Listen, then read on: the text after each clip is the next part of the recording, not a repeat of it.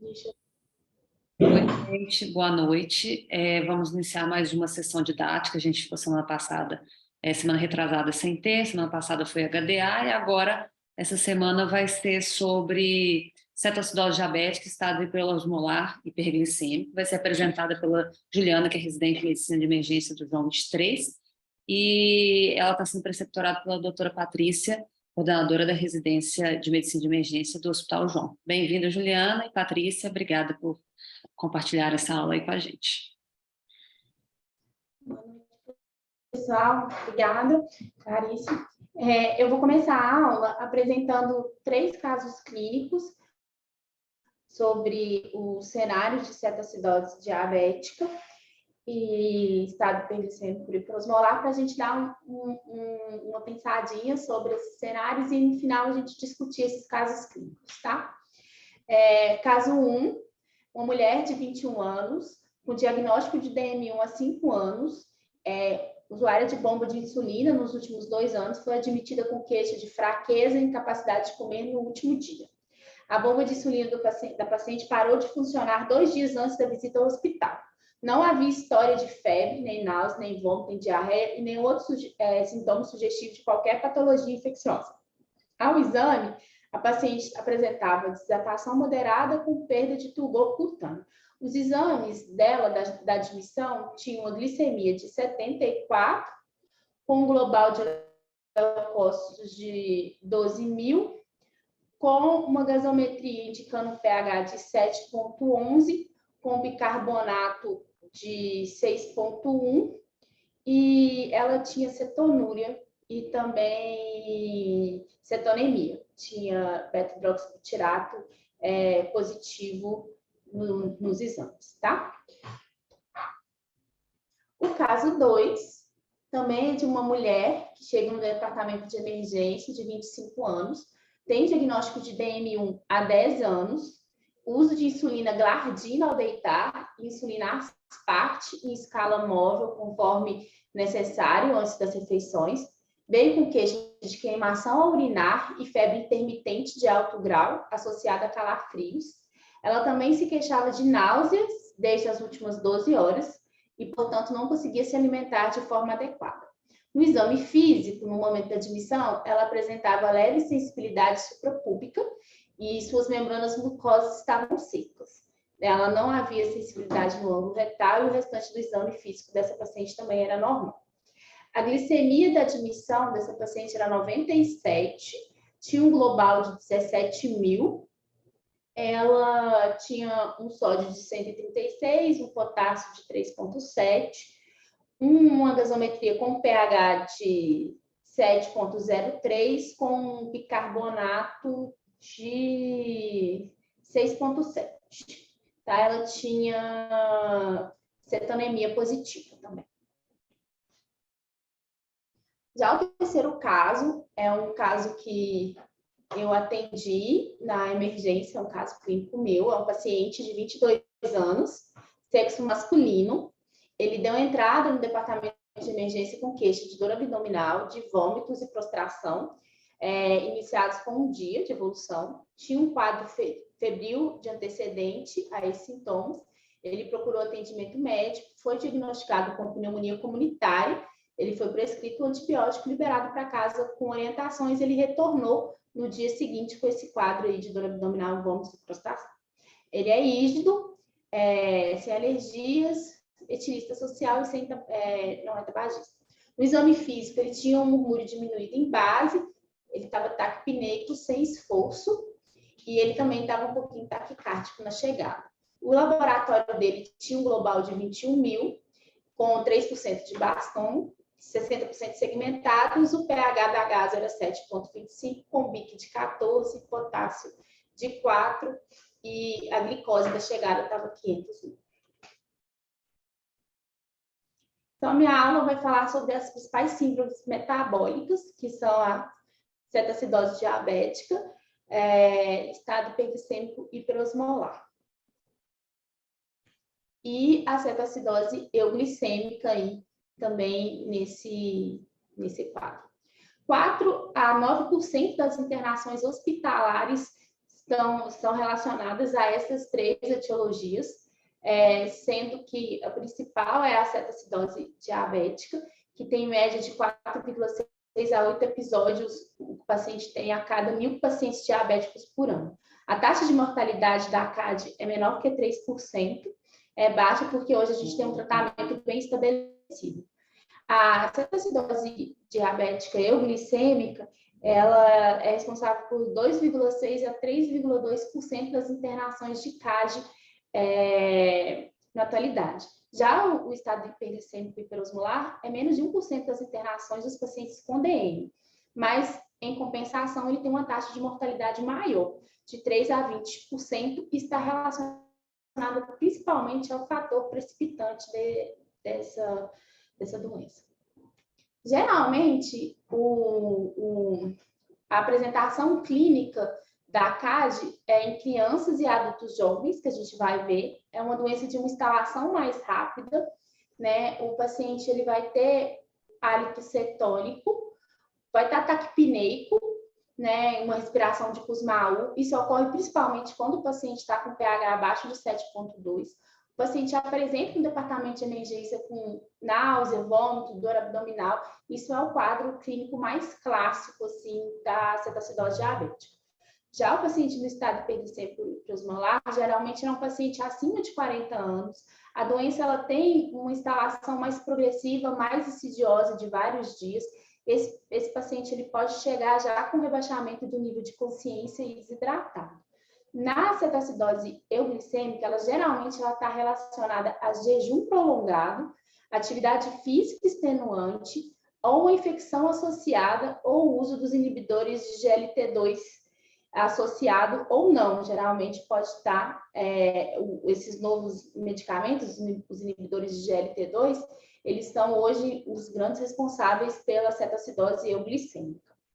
Né? A apresentação clínica principal que a gente costuma ver no paciente de CAD é o paciente desidratado, mais hipotenso, mais taquicárdico, taquipneico, e geralmente ele vai ter algum fator precipitante para esse caso, para essa doença. Não foi, né? Não? Não. A tríade clássica da cetoacidose diabética é qual? Geralmente precisa ter esses 3 critérios para ser classificado como cetoacidose diabética. Tem que ter acidose, que é o pH menor do que 7,2, com bicarbonato menor do que 15, e geralmente tem um aumento do anel gay. Hiperglicemia, o paciente vai ter uma glicemia geralmente maior do que 250 mg por decilitro. Isso na cetoacidose diabética clássica. Aí a gente tem a euglicêmica, que eu vou falar mais para frente, que ele não vai ter hiperglicemia à chegada. Então, isso é muito importante a gente ter atenção a isso. E cetonemia ou cetonúria. É preciso ter esses 3 critérios positivos para a gente considerar o paciente com cetoacidose diabética. Isso eu já falei, que geralmente é o quadro clínico, que é jovem, vai estar com a presença de acidose, vai estar desidratado, taquicárdico, taquipneico, vai estar com queixa de dor abdominal e vômitos. Geralmente é um início abrupto e o paciente ele chega para você no departamento de emergência, geralmente ele está alerta. E o potássio desse paciente, geralmente, ele pode ou não estar aumentado. Tá? Como que ocorre a cetoacidose diabética? A fisiopatologia mais breve, assim, da doença. O pâncreas, né, é o nosso órgão produtor aí de insulina, eu vou ter uma diminuição da produção de insulina, e isso vai desencadear aí, né, a falta dessa insulina, a diminuição dessa insulina vai desencadear rotas metabólicas no nosso organismo, com aumento no fígado da glicogenólise e da gliconeogênese. No músculo, você tem uma diminuição da glicose. Isso faz com que você tenha um aumento da glicose plasmática, que leva a um aumento dessa glicose no sangue, vai fazer um aumento da diurese osmótica, uma hipovolemia, porque ele vai ter esse aumento dessa diurese, levando uma diminuição da filtração glomerular, e isso faz um aumento da glicemia. Tá? Essa diminuição da insulina, com o aumento da glicose e aumento dessa diurese osmótica, causa desidratação. Né? A diminuição da insulina causa uma rota metabólica, como eu vou ter a diminuição da glicose, do uso da glicose aí pelos músculos, eu vou ter um aumento da formação dos corpos cetônicos, que é a rota da cetogênese, né? Por conta da diminuição da insulina, eu tenho aumento da cetogênese, né? E, inclusive, o aumento da lipólise. E, com isso, eu tenho aumento da formação dos corpos cetônicos. Isso é responsável pela acidose. E o principal corpo cetônico produzido aí, que é responsável pela cetonemia, é o beta-hidroxibutirato, tá? Essa diminuição da insulina, ela leva ao aumento da lipólise, que leva ao aumento da cetogênese e da glicogenólise, né? E o aumento da gliconeogênese e da proteólise. Toda essa rota vai causar isso, o aumento da acidose e toda essa rota que eu falei, da desidratação, diurese osmótica. E eu tenho, em contrapartida à diminuição da insulina, eu tenho um aumento dos hormônios contrarreguladores, que é o glucagon, cortisol, catecolaminas e os hormônios de crescimento, que favorecem a formação dessa rota, que vai levar, culminando com desidratação, acidose, levando a cetonemia e hiperglicemia. E diminuição do pH. Os principais fatores precipitantes de descompensação aí da cetoacidose diabética no paciente diabético são as infecções, a má aderência ou descontinuidade do tratamento, são os dois principais fatores que levam ao desenvolvimento da cetoacidose diabética. Né? A primeira, em pacientes que não têm diagnóstico prévio, principalmente em DM1, né? Que pode abrir o quadro de diabetes com cetoacidose diabética. E aí as infecções, como pancreatite, colecistite, apendicite, isquemia mesentérica, doenças cardiovasculares e cerebrovasculares, o TEP, e alguns medicamentos também podem estar associados. Já a cetoacidose diabética euglicêmica, ela foi descrita pela primeira vez por Muron em 1973. Ela é em pacientes classificada como euglicêmica quando a glicemia é menor do que 250, associado a um pH menor do que 7,3 e um BIC menor do que 18, na presença de cetonemia ou cetonúria, ou dosagem de beta-hidroxibutirato. Então, é o paciente que chega no departamento de emergência, tem cetonúria, cetonemia e acidose, mas a glicemia, ele está euglicêmico à chegada. E aí a gente tem que pensar que isso é uma cetoacidose. Muitas vezes confunde o diagnóstico, porque a gente sempre espera ter uma hiperglicemia para ser uma cetoacidose diabética, e nem sempre a gente vai ter isso em alguns pacientes. Isso pode atrasar o diagnóstico do paciente e esse diagnóstico ser feito tardio.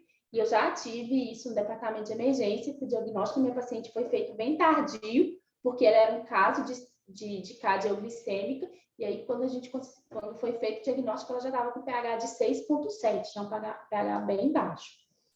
Né? Principalmente, a gente tem que suspeitar de cardioglicêmica, principalmente nos indivíduos que fazem uso dos inibidores de GLT2, né? Ou algum indivíduo que tem algum fator de risco para cardioglicêmica, como alguma infecção, jejum prolongado, principalmente jejum prolongado, gravidez ou intoxicação alcoólica, né? Os principais fatores de risco que estão associados à cardioglicêmica são o jejum, né? A infecção, a ingesta alcoólica, a libação alcoólica, né? Um trauma ou atividade física prolongada ou extenuante. Todos eles estão associados principalmente a essa diminuição da ingesta aí de carboidratos, né, diminuição da ingesta de alimentar, e eu vou ter um aumento dos hormônios contrarreguladores, com uma diminuição aí da utilização periférica, um aumento da utilização periférica da glicose, fazendo com que a glicemia à chegada seja uma glicemia menor do que da glicemia do paciente, seja uma glicemia mais baixa, então isso falseando aí o quadro de cetoacidose. Mas em compensação a isso, eu vou ter também o aumento dos hormônios contrarreguladores, que faz toda aquela rota metabólica, levando aí ao aumento da acidose e causando o quadro da cetoacidose. Que eu vou ter aumento aí do plasma das cetonas, que é o principal fator aí da cetoacidose.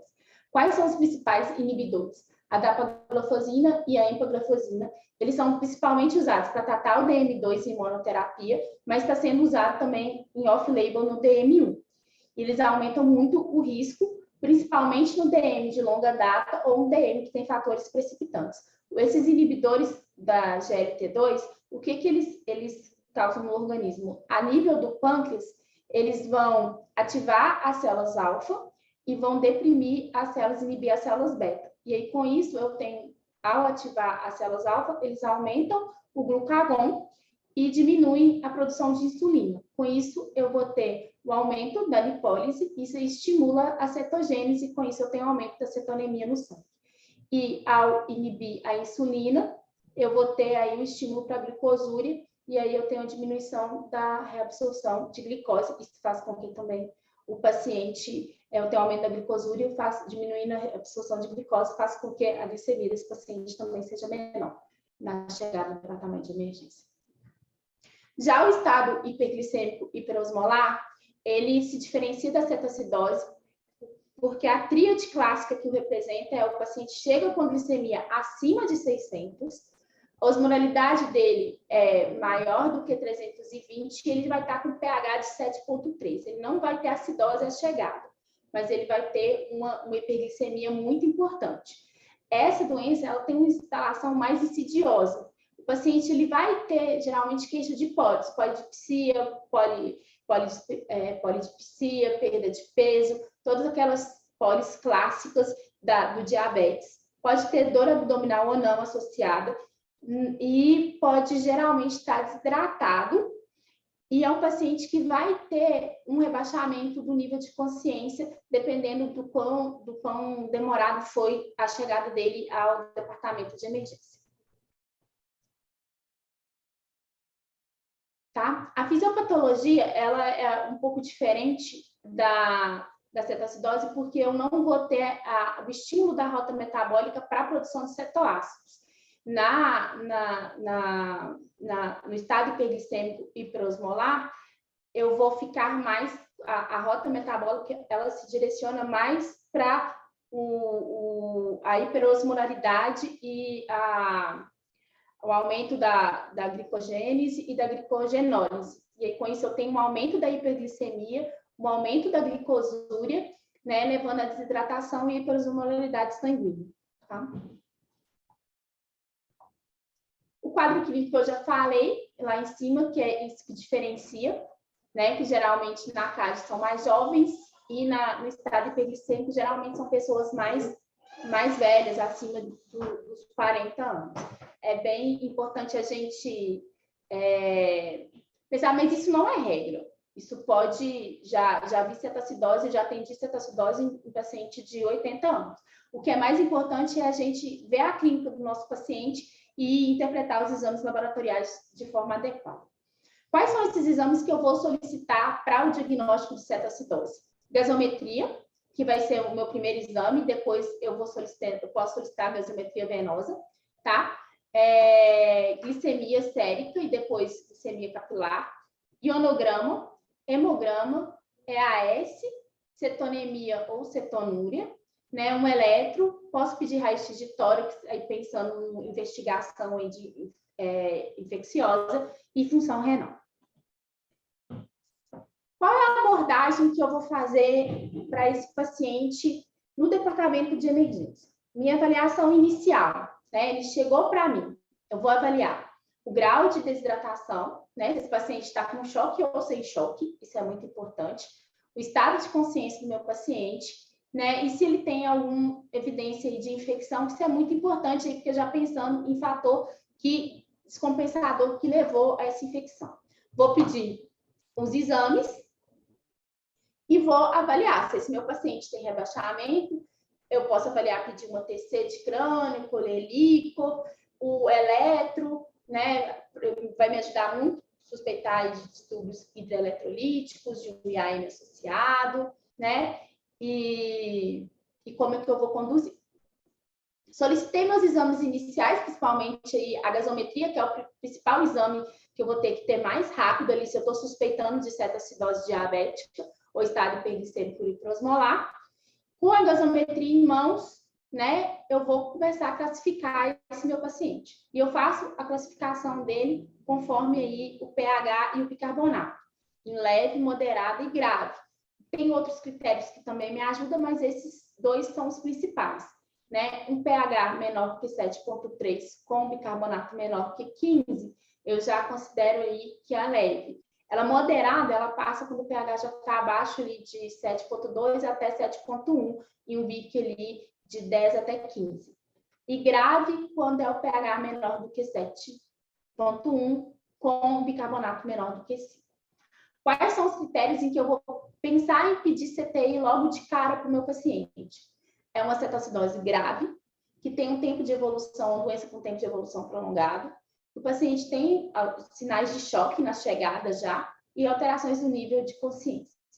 Eu sempre tenho que pensar se esse paciente, principalmente quando né, se ele tem riscos de edema cerebral.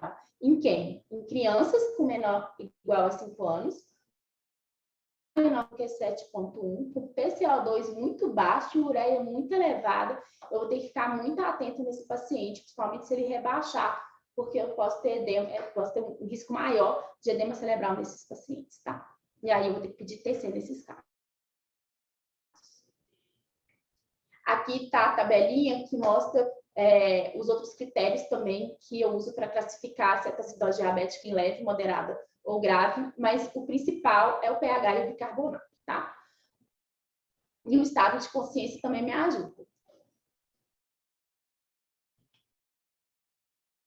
Como que eu vou fazer a abordagem terapêutica desse paciente? Ele chegou, eu suspeitei, pedi os exames iniciais, fiz o diagnóstico, e agora eu já começo aí imediatamente a tratar esse paciente, né? As medidas gerais, o ABCDE, né? Sempre pensando em manter vias aéreas livres, medida de ressuscitação se esse paciente estiver em choque, O2 se necessário, intubação e aspiração se necessário, se esse meu paciente chegar rebaixado ou em choque. Né? A dieta na chegada, ela é jejum, coloco esse meu paciente em jejum e eu vou iniciar a dieta, geralmente não se inicia no departamento de emergência, só se o paciente ficar muito tempo lá, porque é quando a cetoacidose tiver sido resolvida. Geralmente, a gente não reinicia, né? O paciente é transferido antes, a gente espera que seja, né? Ele vai ter uma monitorização contínua, né? A gente tem que solicitar um eletro na chegada e depois, se a gente suspeitar de alterações aí de hipercalemia ou arritmia, eu vou seriar esse eletro. Vou monitorizar ele contínuo ali no monitor e com saturemia e dados vitais. Clínica, né? Eu sempre vou monitorizar ele clinicamente com sinais vitais, avaliação neurológica desse paciente, né? Vou fazer o balanço hídrico, glicemia capilar e cetonúria ou cetonemia. Nem sempre isso é feito, mas é indicado fazer a cada 2 horas. Esses principais aqui é de hora em hora na fase inicial, tá? O laboratório, que eu vou monitorizar esse meu paciente, ionograma, glicemia, cálcio, fósforo, magnésio, gasometria, de 2 em 2 horas. Né? E quando esse paciente já estiver mais estável, eu posso fazer esses exames de 6 em 6 horas. A hidratação, na fase inicial. Na primeira hora de chegada, eu posso fazer de 1.000 a 1.500 ml de cristalóide ou ringer lactato. Não tem diferença entre um ou outro, tá? Na chegada do paciente, tem vários estudos que discutem qual é melhor, se é o cristalóide, se é o ringer lactato, mas não tem um consenso assim, de qual que é o melhor. É o que você tem no departamento de emergência para usar ali na chegada. O importante é fazer a fase de expansão logo na chegada dele, não perder tempo. A hidratação é a principal medida nesse paciente na chegada. De 1.000 a 1.500, você pode fazer também de 20 a 30 ml por quilo, tá? Se o paciente permanecer hipotenso, você viu que nessa primeira expansão, na primeira não foi suficiente, você pode repetir essa fase de expansão. A fase de manutenção, se essa foi efetiva na primeira hora, na segunda hora você pode começar com a expansão, que é de 250 a 500 ml por hora, que isso dá geralmente 4 ml por quilo, tá? Você vai fazer essa fase de expansão já levando em consideração o sódio corrigido do paciente. Se o sódio for menor do que 135, você mantém NaCl. Se ele for acima de 145, você vai usar NaCl a 0,45. Tá? Quando a glicemia desse paciente atingir 250 a 300, aí a gente tem que entrar com glicose, tá? Junto com a hidratação. Para as crianças, a gente tem que usar aquela formulazinha, fazer aquele cálculo de quanto que você vai dar. Você vai fazer a fase de expansão e depois a fase de manutenção, calculando direitinho por quilo de peso. Tá? A insulinoterapia, ela é concomitante com a hidratação, exceto se o paciente na chegada tiver um potássio menor do que 3,3, que aí você vai ter que repor esse potássio. Se o potássio estiver menor que 3,3, você vai fazer 25 mEq de potássio em 1 litro de soro, depois vai dosar o potássio de novo, e aí se o potássio estiver entre 3,3 e 5 mEq, você vai fazer insulina e potássio no soro junto, você vai iniciar a insulina e potássio junto. Se o potássio estiver acima de 5 mEq por litro, você pode já iniciar a insulina, tá? Sem reposição de potássio. E aí você vai dosando esse potássio seriado, quando o potássio cair abaixo de 5, você já inicia a reposição de potássio junto. A insulina, geralmente 0,1 por quilo em bolos, e a manutenção 0,1 por quilo por hora. Você pode fazer a solução de insulina com 50 unidades de insulina regular em 250 de soro fisiológico. Isso dá 5 ml, corresponde a 1 unidade de insulina regular. E aí você vai fazer o cálculo de 0,1 unidades por quilo por hora e vai iniciar na BIC. Tá? Pode iniciar também sem bolos, que é 0,14 unidades por quilo por hora. Tá? A taxa de queda de glicemia esperada geralmente é de 50 a 70 miligramas por decilitro por hora. Se após 1 hora ele está caindo menos que isso, você dobra a dose de insulina. Se está caindo mais do que isso, você reduz pela metade, tá? E os critérios que você vai desligar a insulina para esse paciente, tem que ter pelo menos 2 desses critérios para a gente desligar a insulina, que é o pH acima de 7,3, o NO-GAP tem que estar maior ou igual a 12, o bicarbonato tem que estar maior ou igual a 15. Quando ele atingir esses critérios, a gente considera que a CAD está sendo resolvida e aí eu vou desligar a insulina em BIC, tá? Aí eu vou fazer uma dose de insulina NPH para esse meu paciente, que pode ser 2/3 da dose de insulina que ele usa em 24 horas, ou 0,1 unidades por quilo, e daí 1 hora eu desligo a BIC, a insulina em BIC. Fósforo e bicarbonato. O bicarbonato, as diretrizes recomendam que a gente reponha bicarbonato só quando o pH está menor do que 6,9, tá? Em pH acima disso, não tem indicação de bicarbonato. São 100 mEq de bicarbonato em 2 horas.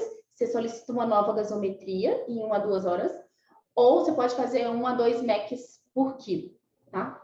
O fósforo indicado repouso só quando tem disfunção cardíaca, arritmia, fraqueza muscular, insuficiência respiratória, rabdomiólise, uma anemia significativa quando ele está menor do que 1 mEq.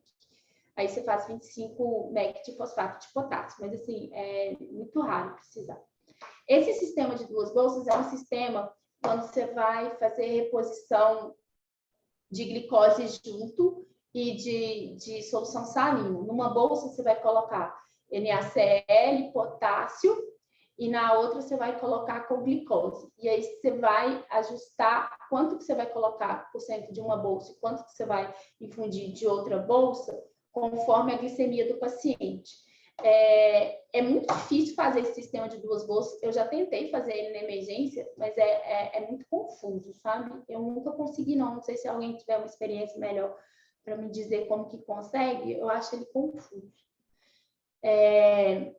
Após as primeiras 24 horas do paciente no departamento de emergência, se ele está com você ainda, você pode começar a pensar, conforme os exames, a parar o soro, né? E avaliar conforme esse paciente está evoluindo e iniciar já a insulina de ação rápida e iniciar a dieta e programar, inclusive, dependendo da evolução desse paciente, quanto tempo que ele está no departamento de emergência, você não conseguiu transferir, até a alta para enfermaria ou observação, tá? Quando eu vou pensar em alta para esse paciente?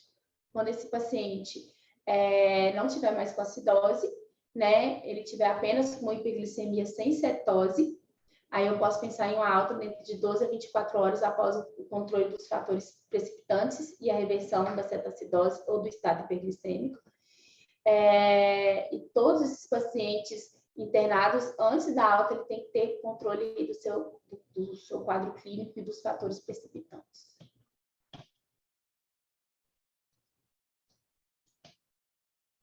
Tudo que eu falei está nessa tabelinha, que é uma tabelinha que resume toda o manejo da avaliação inicial até o manejo do paciente. É bem resumidinha, essa tabelinha é muito boa.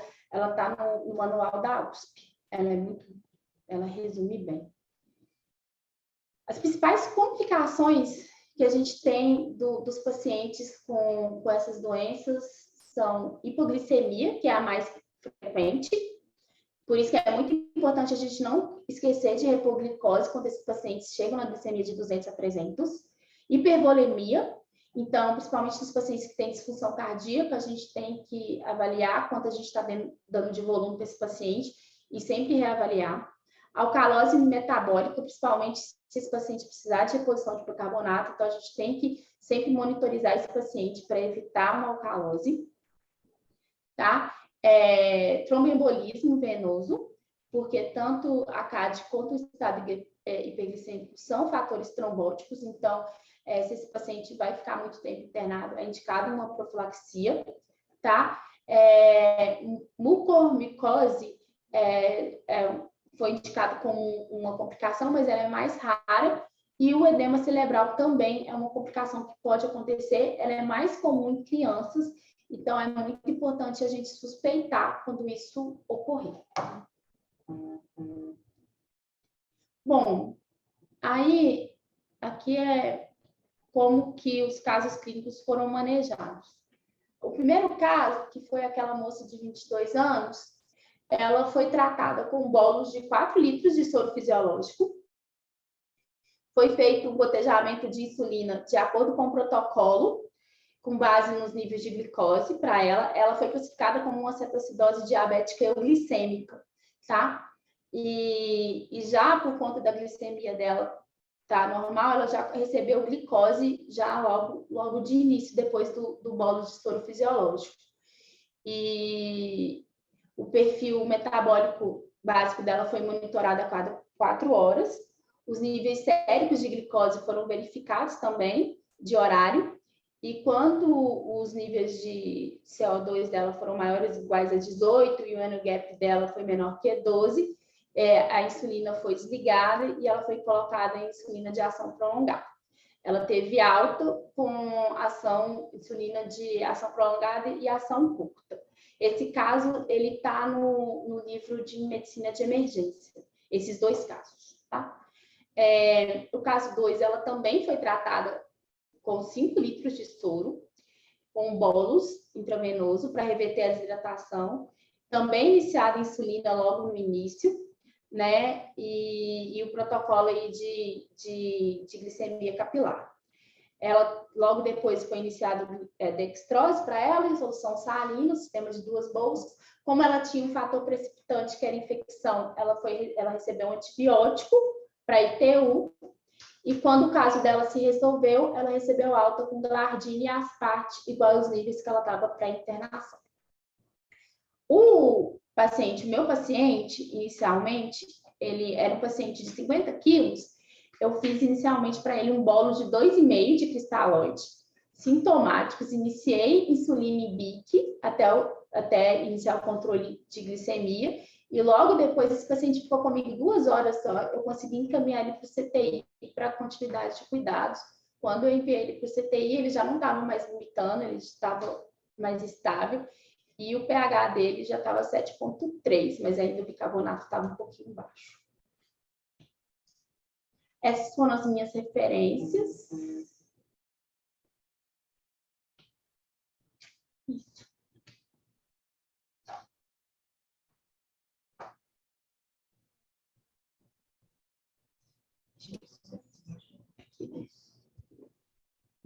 Bom, Juliana, obrigada. Convidar todo mundo agora para abrir as câmeras, né? Para a gente discutir. Ô, Caio, se você puder interromper a gravação aí.